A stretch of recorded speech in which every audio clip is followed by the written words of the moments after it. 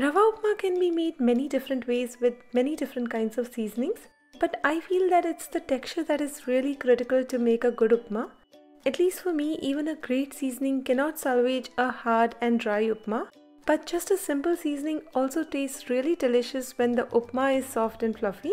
And that's exactly what I'm sharing today, how to make Rava Upma that is soft, fluffy and delicious.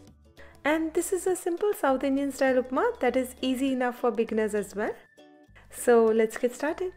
To begin with, take 3 tablespoons of ghee and lightly heat it up. You can also go with coconut oil, whatever you prefer is fine. Then first add 1.5 teaspoon of urad dal and lightly roast it for a few seconds before adding a teaspoon of mustard seeds and let it roast for another few seconds till it starts to flutter and pop. Then add in a green chili split in 2 and about 5 to 6 big curry leaves and lightly roast for a few seconds. And then add in about 1.5 tablespoon of chopped ginger, mix it in and roast it for a couple of minutes till it gets properly roasted. Now add in 1 cup of rava or semolina and mix it in and lightly roast for about 5 to 7 minutes on medium flame, stirring continuously till the rava gets evenly roasted. And you don't want to do this on high heat because then the semolina might get burnt, but you also don't want to under roast the semolina, else you will be able to taste that it's undercooked. And the roasting time might vary a little depending on the heat and the size of the granules.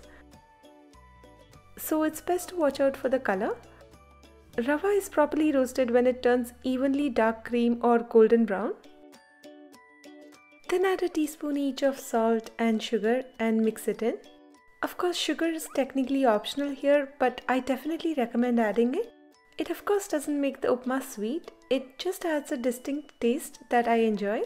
It's one of those things you'll just have to try for yourself and see how you find it. Then finally add in 3 cups of hot boiling water and stir it in. If you add lesser water, then you will get a harder upma, so I definitely recommend going with at least 3 cups of water for 1 cup of semolina to get really good soft upma. And finally garnish with about a 1/4 cup of grated coconut. I usually add the coconut right after the water while the semolina is still firming up, but it's okay if you add it later like I did now. And that's it. Soft, fluffy and delicious Rava Upma is ready. Always serve upma right away when it is hot and fresh, and enjoy! For the written and printable version of this recipe, check the link in the description box below. And if you like this video, please hit the like button at the bottom of this video. It really helps me out. And subscribe if you haven't already. Until I see you again, happy cooking!